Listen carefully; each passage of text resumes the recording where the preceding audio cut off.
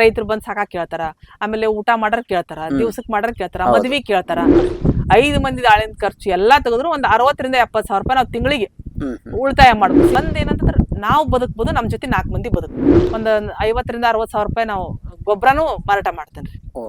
ಈಗ ನೋಡ್ರಿ ಮಾರ್ಕೆಟಿಂಗ್ ಅಂದ್ರೆ ನಂದೀಗ ಬಾಯಿಂದ ಬಾಯಿಗೆ ನನ್ ಶೆಡ್ ಇರೋದು, ಆಮೇಲೆ ಬಹಳಷ್ಟು ಜನ, ಆಮೇಲೆ ನಾನು ಪ್ರತಿ ಗುರುವಾರ ಲಾಸ್ಟ್ ಗುರುವಾರ ಅಂದ್ರೆ ಮಂತ್ ಎಂಡಿಗೆ ನಾನು ರೈತರಿಗಾಗಿನ ಒಂದು ತರಬೇತಿ ಅಂದ್ರೆ ತರಬೇತಿ ಅಂತೆಲ್ಲ ನನ್ನ ಅನಿಸಿಕೆಗಳನ್ನ ಹಂಚ್ಕೊಂತೀನಿ. ನಾ ಎಲ್ಲಿ ತಪ್ಪು ಮಾಡೀನಿ, ನೀವ್ ಯಾವ್ದು ತಪ್ಪು ಮಾಡ್ಬೇಡ್ರಿ, ಆಮೇಲೆ ಕುರಿ ಸಾಕಾಣಿಕೆ ಒಳಗೆ ಏನೆಲ್ಲಾ ಮುನ್ನೆಚ್ಚರಿಕೆಗಳು ವಹಿಸ್ಕೋಬೇಕು ಅದನ್ನ ರೈತ ರುಚಿಗೆ ಒಂದು ಸಮಾಲೋಚನೆ ನಡೆಸ್ತಾನೆ ತಿಂಗಳಿಗೆ ಒಂದು. ಆ ಕಾರ್ಯಕ್ರಮದೊಳಗೆ ಏನಾಗ್ತೈತೆ ಅಂದ್ರೆ ಒಬ್ಬರಿಂದ ಒಬ್ರು ಬಾಯಿಗೆ ಹೋಗಿ ಅದೇನಾಗೈತೆ ಅಂದ್ರೆ ಈಗ ಮಾರ್ಕೆಟ್ ನನಗ ಕುಂತ್ ಬಿಟ್ಟತಿ. ಅಂದ್ರೆ ಈಗ ಇಲ್ಲಿ ಮರಿ ಸಿಗ್ತಾವ ನನಗೆ 3 ತಿಂಗಳದ ಮೇಲ್ಪಟ್ಟು ಮರಿ ಮಾರಾಟ ಚಲೋ ಮಾಡ್ತೇನೆ. ನಾನು ತಾಯಿ ಹಾಲು ಕುಡಿಯೋದ್ ಬಿಟ್ಟಾಗಿಂದ ನಾನು ನೆಕ್ಸ್ಟ್ ಅವನ್ನ ಯಾರ್ಯಾರು ಹೆಂಗ್ ಕಸ್ಟಮರ್ಸ್ ಕೇಳ್ತಾರ, ಅಲ್ಲಿಗ ರೈತರು ಬಂದ್ ಸಾಕಾಗ್ ಕೇಳ್ತಾರ, ಆಮೇಲೆ ಊಟ ಮಾಡರ್ ಕೇಳ್ತಾರ, ದಿವ್ಸಕ್ ಮಾಡರ್ ಕೇಳ್ತಾರ, ಮದ್ವಿ ಕೇಳ್ತಾರ. ಹಂಗ ಅಂತವ್ರಿಗೆಲ್ಲ ಏನಂತಲ್ಲ ನಾನು ಇಲ್ಲೇ ಬಂದವರು ಲೈವ್ ವೇಟ್ ಕೊಡ್ತೇನೆ 25 kg ಮೇಲೆ. ಅದು ಸೀಸನ್ ಬೇಸ್. ಈಗ ಈ ವರ್ಷದ ರೇಟ್ ಇನ್ನೊಂದು ವರ್ಷಕ್ಕೆ ಇರಲ್ರಿ, ಒಂದ್ಸರಿ ಕಡಿಮೆ ಆಗಿರುತ್ತೆ, ಒಂದ್ಸರಿ ಹೆಚ್ಚಿಗೆ ಆಗಿರುತ್ತೆ. ಬಟ್ ಕಡಿಮೆ ಅಂತೂ ಯಾವಾಗ ಮಾಡ್ಕೊಂಡ್ ಬಂದಿಲ್ರಿ, ಹೆಚ್ಚಿಗೆ ಹಾಕೊಂತಾನೆ ಹೋಗೈತಿ.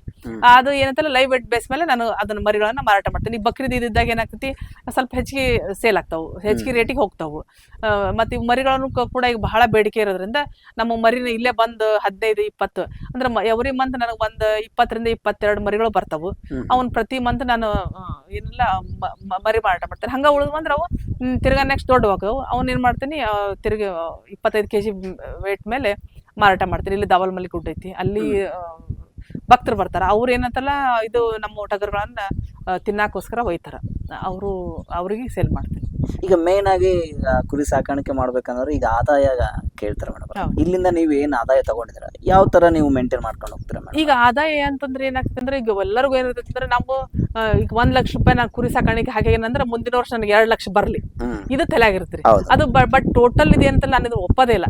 ಈಗ ನೋಡ್ರಿ ನಾ ಅಂತೀನಿ ನಮ್ದು ಹೊಲದಾಗಿಂದ ಹೊಟ್ಟು ಮೇವು ಎಲ್ಲಾನು ಐತಿ, ಅದನ್ನು ಲೆಕ್ಕ ಹಿಡಿದು ನನ್ನ ಆಳಿನ ಪಗಾರ ಹಿಡಿದು ಆಮೇಲೆ ಅದಕ್ಕೆ ಮಾಡೋ ಖರ್ಚು ಹಿಡಿದು ಆಮೇಲೆ ನಮ್ದು ಏನ್ ಜಾಗ ಖರ್ಚಾಗೈತಿ ಪ್ರತಿಯೊಂದು ಹಿಡಿದ್ರೆ ನಾ ಈಗ ಸದ್ಯಕ್ಕೆ ಈಗ ಒಂದು 300 ಎನಿಮಲ್ಸ್ ಅದಾವಂತ ಇಟ್ಕೋರಿ. 300 ಎನಿಮಲ್ಸ್ ಅದಾವ್ರಿ, 300 ಮೇಲೆ ಆಗ್ತಾವು. ಅಷ್ಟು ಎನಿಮಲ್ಸ್ ಇಂದ ಹಿಡಿದ್ರೆ ಈಗ ನಾನು 70 ರಿಂದ 80 ಸಾವಿರ ಆಳಿನ ಖರ್ಚು ತೆಗದು. ಈಗ 3 ಮಂದಿ ಆಳ ಅದಾರ, ನಾನು ಹಿಡ್ಕೊಂಡು 4 ಮಂದಿ. ನನ್ನ ಮಗನು ಈಗ ಜಾಯ್ನ್ ಆಗ್ಯಾನ, ಮತ್ತೆ ತಿರ್ಗಾ ಅವನು ಹೆಲ್ಪ್ ಮಾಡಕ್ ಬರ್ತಾನ. ಬಟ್ 5 ಮಂದಿ ಅಂತ ಇಟ್ಕೋರಿ. 5 ಮಂದಿ ಆಳಿನ ಖರ್ಚು ಎಲ್ಲಾ ತೆಗೆದ್ರು ಒಂದು 60 ರಿಂದ 70 ಸಾವಿರ ರೂಪಾಯಿ ನಾವು ತಿಂಗಳಿಗೆ ಉಳಿತಾಯ ಮಾಡ್ಬೋದು. ಸೀಸನ್ ಒಂದೊಂದ್ ಸೀಸನ್ಯಾಗ ಒಂದೊಂದ್ ತಿಂಗಳು ಹೆಚ್ಚಿಗೆ ಆಗಿರ್ತಿ. ಬಟ್ ಎವ್ರಿ ಮಂತ್ ನಮ್ಗೆ ಇದ ರೇಟ ಬರ್ತಿ, ಇಷ್ಟಕ್ಕ ಮಾರ್ತವಿ, ಇಷ್ಟ ಆದೈತಿ ಅಂತ ಹೇಳಕ್ ಬರಂಗಿಲ್ರಿ. ಇದೇ ಕೃಷಿ ಹೆಂಗಂತಂದ್ರ ಒಂಥರ ಇದ ಆಡ್ದಂಗ್ರಿ, ಇದು ಜೂಜಾಟ್ ಇದ್ದಂಗ. ಒಂದ್ಸರಿ ಲಾಭ ಆಕತಿ, ಒಂದ್ಸರಿ ನಷ್ಟ ಆಗಿರ್ತೈತ್ರಿ. ಬಟ್ ಎಲ್ಲಾನು ಅವರೇಜ್ ಹಿಡಿದಾಗ ನಾವು 50 ರಿಂದ 60 ಸಾವಿರ ರೂಪಾಯಿಗಂತ್ರು 60 ಸಾವಿರ ರೂಪಾಯಿ 60 ರಿಂದ 70 ಮಟನ್ ಹೇಳ್ತೇನ್ರಿ. ಅದಕ್ಕಂತೂ ನಮಗೇನು ಕೊರಿ ಇಲ್ಲ. ಎಲ್ಲಾ ಖರ್ಚು ತೆಗೆದು ನಾ ಹೇಳಾಕತ್ತೇನ್ರಿ. ಅಂದ್ರೆ ಈಗ ಯೂಶಲಿ 20 ಮರಿ ಅಂತ 15 ರಿಂದ 20 ಮರಿ ನಮ್ಮ ಹೋಗ್ತಾವ್ರಿ. ಅದ್ರಾಗ ಅರ್ಧದ ಮೇಲೆ ನಾ ಖರ್ಚು ತೆಗಿ ಅಂತೇನ್ರಿ. ಈಗ ಎಲ್ಲರಿಗೂ ಏನಿರ್ತೈತ್ರಿ, ಇಲ್ಲ 3 ಸಾವಿರ ರೂಪಾಯಿ ಊಟಕ್ಕೆ ಖರ್ಚು ಮಾಡಿ ಅದಕ್ಕೆ ತಿನ್ನಾಕ ಖರ್ಚು ಮಾಡೇವಿ, 3 ಸಾವಿರ ರೂಪಾಯಿ ನನಗೆ 8 ಸಾವಿರ ರೂಪಾಯಿ ಮರಿ ಮಾರಿದ್ರು ಇನ್ನೂ ಒಂದ್ 5 ಸಾವಿರ ರೂಪಾಯಿ ಉಳಿತಾನ ಲೆಕ್ಕ ಹಾಕ್ತಾರ್ರಿ. ಬಟ್ ಅದಲ್ಲ ರೀ, ನಾ ಏನಂತೀನಿ 8 ಸಾವಿರ ರೂಪಾಯಿಗೆ ಒಂದ್ ಸಣ್ಣ ಮರಿ ಮಾರಿದ್ರು ನಾ ಲಾಭ ಎಷ್ಟು ಹಿಡಿತೀನಿ, 1 ಸಾವಿರ ರೂಪಾಯಿ ಹಿಡಿತೀನಿ. ಯಾಕಂತಂದ್ರೆ ಅದು ಅಷ್ಟು ಖರ್ಚು ಇದ್ದೇ ಇರುತ್ತೆ. ಅದಕ್ಕೋಸ್ಕರ ಈಗ ಏನಂತಂದ್ರೆ ಇದರಿಂದ ನಾವು ಏನಂತಂದ್ರೆ ನಾವು ಬದುಕ್ಬೋದು, ನಮ್ ಜೊತೆ 4 ಮಂದಿ ಬದುಕಾಕ ಅವಕಾಶ ಐತಿ. ಅಂದ್ರೆ ಒಂದ್ 4 ಮಂದಿ ಲೇಬರ್ ನಾವು ಅದಾರ ಅಂದ್ರೆ ಆ 4 ಫ್ಯಾಮಿಲಿನೂ ಬೆಳೆದಂಗ್ರಿ ನನ್ನ ಫ್ಯಾಮಿಲಿ ಜೊತೆಗೆ. ಹಿಂಗಾಗಿ ಇದು ಕೃಷಿ ಮತ್ತು ಕೃಷಿಯೇತರ ಚಟುವಟಿಕೆ ಬಹಳ ಲಾಭದಾಯಕ. ಯಾವ ರೀತಿ ಒಳಗಂದ್ರೆ ಇದು ನೆಮ್ಮದಿ ಕೊಡ್ತೈತಿ ಒಂದೇದು, ಆಮೇಲೆ 4 ಜನರಿಗೆ ಊಟ ಕೊಡ್ತೈತಿ. ಇದ್ರ ಜೊತೆಗೆ ಏನಂದ್ರೆ ನಾವು ಇದು ಹೊಲ ಕಸುವಕವು ಗೊಬ್ಬರ, ಇದನ್ನ ನಾನು ಹೊಲದಾಗ ಕುರಿ ತರಬಿಡ್ತೀನಿ. ಕುರಿ ತರಬಿದ್ದಲ್ದ ಮತ್ತೆ ಈಗ ಎಂತ ಕೆಳಗ್ ಹಿಕ್ಕಿ ಬರ್ತೀರಿ, ಈ ಹಿಕ್ಕಿನ ಅದನ್ನ ಮಾರಾಟ ಮಾಡ್ತಾನ. ಟನ್ ಗಂಟ್ಲೆ ಮಾರಾಟ, ಒಂದೊಂದು ಸೀಸನ್ಯಾಗ 1 ಟನ್ ಹಿಂಗ ಹೆಚ್ಚಿಗೆ ಹೆಂಗ್ ಬೇಡಿಕೆ ಆಕತ್ತಲ್ಲ ಹಂಗ ರೇಟ್ ನಾನು ವೇರಿಯೇಷನ್ ಮಾಡ್ತಾ ಹೋಗ್ತೇನ್ರಿ. ಟನ್ ಗಂಟ್ಲೆ ಕುರಿ ಗೊಬ್ಬರನು ಮಾರಾಟ ಮಾಡ್ತೇನೆ.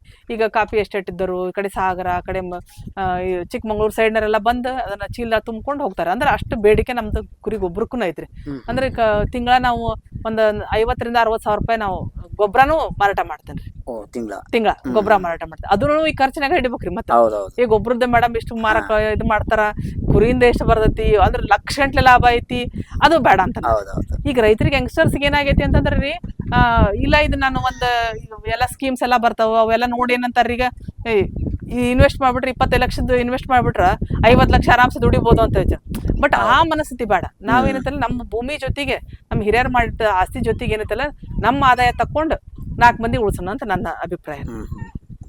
ಈ ಕುರಿ ಸಾಕಾಣಿಕೆಯಲ್ಲಿ ನಿಮಗೊಂದು ಸವಾಲು ಅಂತಕ್ಕಂಥದ್ದು ಬಂದ್ರೆ ಯಾವ ತರ ಸವಾಲು ಎದುರಿಸಿದ್ರು? ಸವಾಲು ಅಂತಂದ್ರೆ ಈಗ ಕುರಿ ಸಾಕಾಣಿಕೆ ನೀರಿಂದ ನಮ್ದು ಇಲ್ಲಿ ನೀರ್ ಕಡಿಮೆ ಇರೋ ಪ್ರದೇಶದಲ್ಲಿ ನಾವ್ 2 ಬೋರ್ ಹಾಕ್ಸಿದ್ವಿ. 2 ಬೋರ್ನಾಗ ನೀರ್ ಒಂದ್ರಾಗ ಗಡಸ್ತವ, ಅದು 1 ಇಂಚ್ ಬಿದ್ದತ್ರಿ. ಒಂದ್ರಾಗ ನೀರ್ ಬೋರ ಬಿದ್ದಿಲ್ಲ, ಇದಾಗಿಲ್ಲ, ಬಂದಿಲ್ಲ. ಹಿಂಗಾಗಿ ನೀರಿಂದ ಒಂದ್ ಸವಾಲು. ಇದ್ರ ಜೊತೆಗೆ ಈಗ ಲೇಬರ್ ಸಮಸ್ಯೆ ಬಹಳ ಆಗುತ್ತೆ. ಈಗ ಅಷ್ಟು ನಾನು ಒಬ್ಬಕ್ಕೆ ಮಾಡ್ತೇನೆ ಅಂದ್ರೆ ಆಗಂಗಿಲ್ರಿ. ಈಗ ನನ್ ಮಗ ಮಾಡ್ತಾನ, ನಾ ಮಾಡ್ತಾನ, ಫ್ಯಾಮಿಲಿ ಇದ್ರು ನಮ್ಗೆ ಏನಾಗತ್ತಿ ಬಹಳ ಎನಿಮಲ್ಸ್ ಇರೋದ್ರಿಂದ ಈಗ ಸ್ವಲ್ಪ ನಾವೊಂದು 25, 30, 100 ಮಟ್ಟ ನಾನು ಒಬ್ಬಕ್ಕೆ ಮಾಡ್ತಿದ್ರಿ. ಬಟ್ ಎನಿಮಲ್ಸ್ ಹೆಚ್ಚಿಗೆ ಆಗಿರೋದ್ರಿಂದ ಹೊರಗಡೆ ಬಿಡೋದ್ರಿಂದ ಸ್ವಲ್ಪ ಲೇಬರ್ ಸಮಸ್ಯೆನೂ ಬಹಳ ಆಗೈತ್ರಿ ನಮಗ್. ಬಟ್ ಈ ಸಮಸ್ಯೆ ಇಲ್ಲಿ ಬಿಟ್ಟಂದ್ರೆ ಹೊರಗಡೆ ಹೋಗಿ ಬರ್ತಾವಲ್ಲ, ಅವಾಗ ರೋಗದ ಸಮಸ್ಯೆ ಇರ್ತವ್ರಿ. ಅದ್ರ ಕಂಪಲ್ಸರಿ ನಾವು ವ್ಯಾಕ್ಸಿನ್ ಮಾಡ್ತೇವಲ್ಲ, ಅದು ಮತ್ತೆ ಅಷ್ಟು ನೋಡ್ರಿ. ಈಗ ಎಲ್ಲಾ ರಂಗದೊಳಗು ಎಲ್ಲೂ ಸಮಸ್ಯೆ ಇಲ್ಲ ಅಂತಲ್ಲ, ಹಂಗಂತ ಅದನ್ನ ನಾವ್ ಹಿಂದ್ ಸರಿಬಾರ್ದು. ಅದಕ್ಕೋಸ್ಕರ ಅದು ನಾವೇನಂತಲ್ಲ ಅದನ್ನ ಎದುರಿಸಿ ಬಂದಾಗ ಮಾತ್ರ ನಾವು ಒಂದಿದ್ರೊಳಗ ಉದ್ಯಮದೊಳಗ ನಾವು ಮುಂದ್ ಬರಕ್ ಆಕತಿ. ಈಗ ಕುರಿ ಸಾಕಾಣಿಕೆ ಮಾಡ್ತಾನೆ ರೋಗ ಬರ್ತಾವು ಅಂತಂದು ಬ್ಯಾಡ ಅಂತ ಬಿಟ್ವಿ, ಇಲ್ಲ ಲೇಬರ್ ಸಮಸ್ಯೆ ಅಂತಂದ್ ಬಿಟ್ವಿ ಅಂದ್ರೆ ಅವ್ ಬಿಟ್ಟಾಗ ನಾವ್ ಮಾಡಕ್ ರೆಡಿ ಇರ್ಬೇಕ್ರಿ. ಈಗ ಅವ್ರು ಲೇಬರ್ 2 ದಿನ ಬರಲ್ಲ ಅಂದ್ರೆ ನಾವ್ ಕಸ ಹೊಡಕ್ ರೆಡಿ ಇರ್ಬೇಕು, ಅಂದ್ರ ಅಷ್ಟ ಮಾಡ್ಬೇಕು ಅಂತ. ಇಲ್ಲ ನಾ ಎಲ್ಲಾ ಆಳಿನ ಮಗ ಬಿಡ್ತೇನಪ್ಪ ಅಂದ್ರೆ ಆಗಂಗಿಲ್ಲ, ನಾವ್ ಮಾಡಬೇಕ್ರಿ ಇದ್ರೊಳಗ. ಈ ಕುರಿ ಸಾಕಾಣಿಕೆ ಮಾಡ್ಬೇಕಂತ ಹುಡುಗರು ಬಂದ್ರೆ ಅವರಿಗೆ ಒಂದು ಸಲಹೆ ಏನ್ ಮೇಡಮ್? ಈ ಮಹಿಳೆ ಆಗಿರ್ಬೋದು ಅಥವಾ ಹುಡುಗರಾಗಿರ್ಬೋದು ಬಂದ್ರೆ ಅವ್ರಿಗೂ ನಿಮ್ದೊಂದು ಕಿವಿ ಮಾತು ಅಥವಾ ಸಲಹೆ ಏನ್ ಮೇಡಮ್? ಸಲಹೆ ಅಂದ್ರೆ ನೋಡ್ರಿ, ಇದ್ರೊಳಗ ನಾವು ಜೀವನ ಕಟ್ಕೋಬಹುದು. ಆಮೇಲೆ ಇವತ್ತಿನ ಜಗತ್ತಿನೊಳಗ ನಾವು ನೆಮ್ಮದಿಯಿಂದ ನಮ್ಮ ತಂದೆ ತಾಯಿ ಜೊತೆಗೆ ಈಗ ಎಲ್ಲೇ ಹೋಗಿ 20,000 ರೂಪಾಯಿ ದುಡಿಯೋದಕ್ಕಿಂತ ಇಲ್ಲೇ ನಮ್ಮ 2 ಎಕರೆ 4 ಎಕರೆ ಹೊಲದೊಳಗ ತಂದೆ ತಾಯಿ ಜೊತೆಗೆ ಇದ್ಕೊಂಡು ನಮ್ಮ ಹೊಲ ಉಳಿಸ್ಕೊಂಡು ಈ ಕುರಿ ಸಾಕಾಣಿಕೆ ಮಾಡೋದ್ರಿಂದ ಲಾಭ ಐತಿ, ನೆಮ್ಮದಿ ಐತಿ. ಆಮೇಲೆ ನಾವು ನಮ್ಮ ಹಳ್ಳಿ ನಾವ ಉದ್ಧಾರ ಮಾಡ್ದಂಗ. ಒಂದು ಹಳ್ಳಿ ಒಂದು ಮನಿ ಉದ್ಧಾರ ಆತಂದ್ರೆ ಒಂದು ಹಳ್ಳಿ ಉದ್ಧಾರ ಆದಂಗ, ಒಂದು ಹಳ್ಳಿ ಉದ್ಧಾರ ಆದಂಗ ಒಂದು ದೇಶ ಉದ್ಧಾರ. ಅಂದ್ರೆ ನಮ್ಮ ದೇಶದ ಒಂದು ಆದಾಯ ಎಲ್ಲಿ ನಿಂತೈತಪ್ಪ ಅಂದ್ರೆ ಒಬ್ಬ ರೈತನ ಮೇಲೆ ನಿಂತೈತಿ. ಹಿಂಗಾಗಿ ಪ್ರತಿಯೊಬ್ಬರು ನಾನು ಕಲ್ತರು ಎಲ್ಲಾರು ನೌಕರಿ ಮಾಡಕ್ ಹೋಗ್ಬೇಡ್ರಿ, ದಯಮಾಡಿ ಮರಳಿ ಮಣ್ಣಿಗೆ ಬರ್ರಿ, ನಮ್ಮ ಮಣ್ಣನ್ನ ಜೀವಂತವಾಗಿ ಇಡ್ರಿ. ಆಮೇಲೆ ಈ ಕೃಷಿ ಜೊತೆಗೆ ಕೃಷಿಯೇತರ ಚಟುವಟಿಕೆ, ಕುರಿ ಸಾಕಾಣಿಕೆ, ಕೋಳಿ ಸಾಕಾಣಿಕೆ, ಆಕಳ ಸಾಕಾಣಿಕೆ. ನಾನು ಆಕಳದೊಳಗು ಆಕಳ ಮನಿ ಪೂರ್ತಕ್ಕೆ ನಾವು ಆಕಳ ಮಾಡ್ತೇವೆ. ಅದ್ರಾಗ ಮತ್ತೆ ಮಾರಾಟನೂ ಮಾಡ್ತೇನೆ ನಾನು. ಈಗ ಆಕಳದ ಹಾಲು ತಗೊಂಡದ್ರಾಗ 1-2 kg ಪನ್ನೀರ್ ಆತು, 1-2 ಕಿಲೋ ತುಪ್ಪ, ಅದನ್ನು ಮಾರಾಟ ಮಾಡ್ತೇನೆ. ಆಮೇಲೆ ಮತ್ತೆ ಅದರ ಸಗಣಿನ ನಾವು ಹೊಲಕ್ಕೆ ಹಾಕ್ತೇವೆ. ಆಮೇಲೆ ಹಿಂಗ ಮೌಲ್ಯವರ್ಧನೆ ಮಾಡಿ ಮಾರಾಟ ಮಾಡಿದಾಗ ಮಾತ್ರ ಇದು ರೈತರಿಗೆ ಲಾಭ ಐತಿ. ಅದಕ್ಕೆ ಯಂಗ್ಸ್ಟರ್ಸ್ ಏನ್ ಹೇಳ್ತೀನಿ ಅಂದ್ರೆ, ದಯಮಾಡಿ ನೀವು ಮರಳಿ ಮಣ್ಣಿಗೆ ಬಂದ್ರ ನಮ್ದು ದೇಶ ಅಭಿವೃದ್ಧಿ ಆಗಕ್ಕೆ ಸಾಧ್ಯ ಐತಿ ಅಂತ. ನಿಮ್ ಪ್ರಕಾರ ಕುರಿ ಸಾಕಾಣಿಕೆ ಲಾಭನ ನಷ್ಟನ ಮೇಡಮ್? ಲಾಭ ಐತ್ರಿ ಸರ್. ಲಾಭ ಇರೋದಕ್ಕೆ 14 ವರ್ಷ ಮಾಡ್ಕೊಂಬಂದನ್ರಿ. ನಷ್ಟ ಆಗಿದ್ರೆ ನಾನು ಯಾವತ್ತೋ ಬಿಟ್ಬಿಡ್ತಿದ್ದೆ. ಅಂದ್ರೆ ಯಾವ್ದಾಗ್ಲಿ ಯಾವ್ದು ನಷ್ಟ ಅಂತ ಇರಲ್ಲ, ನಾವು ಮಾಡ್ಕೊಂಡು ಹೋಗೋ ರೀತಿ ಇರತ್ರಿ. ಈಗ ಇವತ್ತು ಬರ್ತಾರಿ ಯಂಗ್ಸ್ಟರ್ಸ್ ಬಂದು ಇವತ್ತು ಬೆಳಿಗ್ಗೆ ಬರ್ತಾರ್ರಿ, ಆ ಹುರುಪ್ ಇರ್ತೈತ್ರಿ ಇವತ್ತು. ಅದ ಇನ್ನೊಂದ್ ವರ್ಷಕ್ಕೆ ಆ ಹುರುಪ್ ಇರಂಗಿಲ್ರಿ ಅವ್ರಿಗೆ. ಬಿಟ್ಟು ಎಲ್ಲಾ ಕಡೆ ಮತ್ತೆ ಈಗ ಇಲ್ಲ ಇದ್ರೊಳಗ ಲಾಭ ಅಂದ್ರೆ ಒಂದ ಸರಿಗೆ ಯಾವ್ದೋ ಒಂದು ಉದ್ಯಮ ಮಾಡ್ಬೇಕಾದ್ರೂ ನಾವ್ ಈಗ ಕುರಿ ಸಾಕಾಣಿಕೆ 1 ವರ್ಷಕ್ಕೆ ಲಾಭ ಆಗಲ್ರಿ, 2-3ನೇ ವರ್ಷಕ್ಕೆ ಅದು ಲಾಭ ಚಲೋ ಆಕತಿ. ಅದಕ್ಕೋಸ್ಕರ ಅದು 2-3 ವರ್ಷ ತಡ್ಕೊಳ್ಳೋಷ್ಟು ಪೇಷನ್ಸ್ ಈಗಿನ ಯಂಗ್ಸ್ಟರ್ಸ್ ಇರಂಗಿಲ್ರಿ. ಅದಕ್ಕೋಸ್ಕರ ಅದನ್ನ ಯಾವಾಗ್ಲೂ ನಾವು ತಾಳ್ಮೆಯಿಂದ ಈ ಕೃಷಿ ಒಳಗ ಹೆಜ್ಜೆ ಇಡ್ಬೇಕಾಕತ್ರಿ. ಈ 1 ವರ್ಷ ಲಾಭ ಆಗತ್ತ, 1 ವರ್ಷ ನಷ್ಟ ಆಗತ್ತ, 1 ವರ್ಷ ಲಾಭ ಆಗತ್ತ. ಅದಕ್ಕೆ ಇದು ತಾಳ್ಮೆ ಇದ್ರೆ ಮಾತ್ರ ಇದೇನಾಕತಿ ಅಂದ್ರೆ ಈ ಕೃಷಿ ಒಳಗ ನಾವು ಬದುಕಕ್ ಸಾಧ್ಯ ಐತ್ರಿ. ನಿಮ್ಮ ಇದ್ರ ಜೊತೆಗೆ ಈ ಕುಟುಂಬದ ಸಹಕಾರ ಹೆಂಗಿದೆ ಮೇಡಮ್? ನೋಡ್ರಿ, ನಮ್ ಫ್ಯಾಮಿಲಿ ಒಳಗ ನಮ್ಮ ಯಜಮಾನ್ರು, ನನ್ ಮಗ, ಆಮೇಲೆ ನಂದು ಫುಲ್ ಫ್ಯಾಮಿಲಿ ಎಲ್ಲರೂ ನನಗೆ ಸಪೋರ್ಟ್ ಅದಾರಿ. ಪ್ರತಿಯೊಂದು ಕೆಲಸ. ಈಗ ಸಪೋಸ್ ನಾನು ಬೆಳಿಗ್ಗೆ ಬರೋದು ಇಲ್ಲಿ ಲೇಟ್ ಆಯ್ತು, ಈಗ 9:30-10 ಗಂಟೆಗೆ ಇಲ್ಲಿ ಬರ್ತದೆ. ನಾನು ಯೂಶಲಿ ನಾನು ಬೆಳಿಗ್ಗೆ ಬರೋದು ಫಾರ್ಮಿಗೆ. ಅಂದ್ರೆ ಮನೆ ಕೆಲಸ ಎಲ್ಲ ಮುಗಿಸ್ಬೇಕು. ಅಷ್ಟ್ರೊಳಗೆ ನಮ್ಮ ಯಜಮಾನ್ರು ನನ್ನ ಮಗ ಬಂದು ಇಲ್ಲಿ ಬೆಳಿಗ್ಗೆ ಎಲ್ಲ ನೋಡ್ಕೊಂತಾರ್ರಿ. ಅಂದ್ರೆ ಈಗ ಕಸ ಹೊಡೆಯೋತ್ನಾಗ ಆಳಿನ ಜೊತೆ ಕಸ ಹೊಡೆದಾಗಿರ್ಬೋದು, ಮೇವ್ ಹಾಕೋದು, ಒಂದ್ ಹೊಟ್ಟು, ಆಮೇಲೆ ಔಷಧ. ಈಗ ವ್ಯಾಕ್ಸಿನ್ ಹಾಕ್ಬೇಕಾದ್ರೆ ನಾವು 3 ಮಂದಿ ಬರ್ತಾವ್ರಿ. ಈಗ ಒಂದ್ಸರಿ 300 ಎನಿಮಲ್ಸ್ಗೆ ವ್ಯಾಕ್ಸಿನ್ ಹಾಕೋದಂದ್ರೆ 3 ತಾಸು ಹಿಡಿತೀರಿ ನಮಗೆ ಟೈಮ್. ಅಂದ್ರೆ ಒಬ್ರು ಬಣ್ಣ ಹಚ್ತಾರ, ಅದಕ್ಕೆ ಒಬ್ರು ಬಾಯಿ ಒಳಗೆ ಔಷಧ ಹಾಕ್ತಾರ, ಒಬ್ರು ತಗೊಂಡ್ ಆ ಕಡೆ ಹಾಕ್ಬೇಕು. ಅಂದ್ರೆ ಪ್ರೊಸೀಜರ್ ಇದು. ಒಂದ್ಸರಿ ನಾವ್ ವ್ಯಾಕ್ಸಿನ್ ಹಾಕಿದ್ರ 3 ತಾಸರಿಂದ 4 ತಾಸು ನಮಗ್ ವ್ಯಾಕ್ಸಿನ್ ಹಾಕಕ್ ಟೈಮ್ ತಗೊಂತೈತಿ. ಹಿಂಗಾಗಿ ಅವು ಕುರಿಗಳನ್ನೆಲ್ಲ ಒಂದ್ ಕಡೆಗೆ ಮಾಡ್ಕೊಂಡು, ಅಂದ್ರೆ ನಮ್ಮ ಯಜಮಾನ್ರು, ನಾನು, ನನ್ನ ಮಗ, 2 ಲೇಬರ್ಸು, 5 ಮಂದಿ ಸೇರಿ ನಾವು ಇದು ಕೆಲಸ ಮಾಡ್ತೇವ್ರಿ. ಹಿಂಗಾಗಿ ಸಹಕಾರ ಬಹಳ, ನಮ್ದು ಫ್ಯಾಮಿಲಿ ಸಪೋರ್ಟ್ ಬಹಳ ಐತ್ರಿ. ಅದ್ರಾಗು ನಾವೇನಂದ್ರೆ ನಾವು ಒಂದು ಫ್ಯಾಮಿಲಿ ಒಳಗ್ ಗಂಡ ಹೆಂಡತಿ ಇಬ್ರು ದುಡ್ದಾಗ ಮಾತ್ರ ಸಾಧ್ಯತ್ರಿ. ಅಂದ್ರೆ ಒಂದ ಕೈಯಿಂದ ಚಪ್ಪಾಳೆ ಆಗಂಗಿಲ್ರಿ, 2 ಕೈ ಸೇರಿದ್ರೆ ಮಾತ್ರ ಚಪ್ಪಾಳೆ ಆಕತಿ. ಅದಕ್ಕೆ ಹೆಣ್ಮಕ್ಳು ಈ ಕಡೆದಿನ ಏನಾಗಲ್ಲ ಅಂತ ಅವ್ರು ನನಗ ಯಾವ್ದು ಹಿಂಜರದಲ್ರಿ, ಎಲ್ಲದಕ್ಕೂ ಸಪೋರ್ಟ್ ಮಾಡ್ಕೊಂತ ಬಂದಾರ. ಆಮೇಲೆ ನನಗ BSc ಅಗ್ರಿ ಕಲ್ತನಪ್ಪ, ನಾನು ಸಗಣಿ ಕಸ ಹೊಡಿಬಾರ್ದು ಅಂತಂದು ಯಾಕೆ ಕೀಳರ್ಮೆನೂ ನನಗಿಲ್ಲ. ಎಲ್ಲಾ ಕೆಲಸ ಮಾಡಕ್ ರೆಡಿ ಇದ್ದಾರೆ. ಹಿಂಗಾಗಿ ನಾವಿಬ್ರು ಹೊಂದ್ಕೊಂಡು ಚೆನ್ನಾಗಿ ಇದನ್ನೇನ್ ಮುಂದುವರ್ಸ್ಕೊಂಡು ಹೊಂಟವಪ್ಪ. ಅದಕ್ಕೆ ಈಗಿನ ಯಂಗ್ಸ್ಟರ್ಸ್ ಏನೈತಲ್ಲ, ತಂದೆ ತಾಯಿಗಾಗಿರ್ಬೋದು, ಹೆಂಡತಿಗೆ, ಅಕ್ಕ ತಂಗಿಗೆ, ಮನಿ ಒಳಗ ಸಪೋರ್ಟ್ ಮಾಡ್ರಿ ಅಂತ. ನನ್ನ ಹೆಣ್ಮಕ್ಳಿಗೆ ನೀವು ಗಂಡ್ಮಕ್ಳು ಹೊಲ್ದಾಗ ದುಡ್ತಾರೆ, ನೋಡ್ತಿರ್ತೀರಿ ಹೆಣ್ಮಕ್ಳು ಈಗ ಆಡ್ ಸಾಕಾಣಿಕೆ ಕುರಿ ಸಾಕಾಣಿಕೆ ಒಂದು ಇಂಥವೆಲ್ಲ ಕೋಳಿಗೆ ಹಾಕಿ ಕೊಟ್ರಿ ಅಂದ್ರೆ ಅವ್ರು ಮನೇನ ಕೆಲಸ ಮಾಡ್ಕೊಂಡು ಇದನ್ನ ಯಾಕಂದ್ರೆ ಒಂದು ಆದಾಯ ಬರಾಕತ್ತೈತಿ ಅಂದ್ರೆ ಹೆಣ್ಮಕ್ಳು ಏನ್ ಮಾಡ್ತಾರ ಅಂದ್ರೆ ದುಡ್ಯಾಕ್ ಒಲ್ಲ ಅನ್ನಂಗಿಲ್ಲ. ಆದಾಯ ಇಲ್ದಂಗ ನೀನು ಬರೀ ಅದನ್ನ ಮನೆಯಿಂದ ಕೆಲಸ ಮಾಡ್ಕೊಂತ ಇರೋ ಅಂದ್ರೆ ಅವ್ರಿಗೆ ಏನಾಕತ್ತೆ ಅಂದ್ರೆ ನಂದು ಇದ ಜೀವನ ಅಂತಂದು ಅವ್ರಿಗೆ ಅನಿಸ್ಬಿಡ್ತೈತಿ. ಅದಕ್ಕೋಸ್ಕರ ಹೆಣ್ಮಕ್ಳಿಗೆ ಪ್ರತಿಯೊಬ್ಬ ಗಂಡ್ಮಕ್ಳು ನಾ ಅಂತಾನೆ ಸಪೋರ್ಟ್ ಮಾಡ್ಲಿ, ಅವಾಗ ಮಾತ್ರ ಏನಾಕತ್ತೆ ಅಂದ್ರೆ ಈ ಕೃಷಿ ಉಳಿತೈತಿ. ಅಂದ್ರೆ ಬರೀ ಗಂಡ್ಮಕ್ಳು ಅಷ್ಟು ದುಡಿದ್ರಂಗಿಲ್ಲ, ಯಾವಾಗಿಂದನು ಹೆಣ್ಮಕ್ಳು ಮಾಡ್ಕೊಂತ ಬಂದಾರ. ಕೃಷಿ ಜೊತೆಗೆ ಗಂಡ್ಮಕ್ಳು ದುಡಿದಿರ್ತಾರೆ, ಎಲ್ಲಾ ಕೆಲಸನ ಮಾಡಿ ಬುತ್ತಿ ತಗೊಂಡು ಹೋಗೋದ್ರಿಂದ ಹಿಡಿದು ಕಳೆ ತೆಗೆಯೋದ್ರಿಂದ ಹಿಡಿದು ಮಾಡ್ಕೊಂತ ಬಂದಾರ.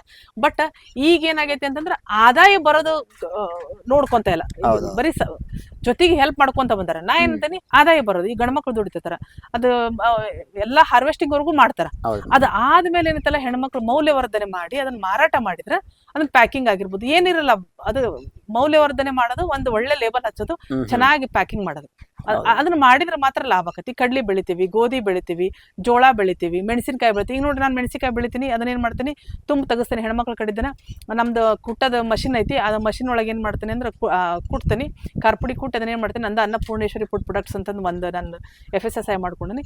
ಅದ ಮನಿ ಒಳಗೆ ಬಹಳ ದೊಡ್ಡ ಪ್ರಮಾಣದಾಗ ಏನ್ ದೊಡ್ಡ ಅಂಗಡಿ ಇಟ್ಕೊಂಡಿಲ್ಲ, ಒಂದು ಗೋಡನ್ಯಾಗ ಏನ್ ಮಾಡೀನಿ ಅಂದ್ರೆ ಅದಕ್ಕೆ ಲೇಬಲಿಂಗ್ ಆತು, ಆಮೇಲೆ ಪ್ಯಾಕಿಂಗ್ ಮಾಡ್ಕೊಂಡಿ. ಅಂದ್ರೆ ಈಗ ಮೆಣಸಿನಕಾಯಿ ಅಷ್ಟ ಮಾರಿದ್ರಿ ಅಂತ ಲಾಭ ಇರಲಿಲ್ಲ, ಅದನ್ನ ಕಾರ್ಪುಡಿ ಮಾಡಿದಾಗ ಲಾಭ ಐತಿ. ಹಂಗ ಅದನ್ನ ಏನ್ ಮಾಡೀನಿ, ಅದನ್ನ ಮಾರಾಟ ಮಾಡ್ತೀನಿ.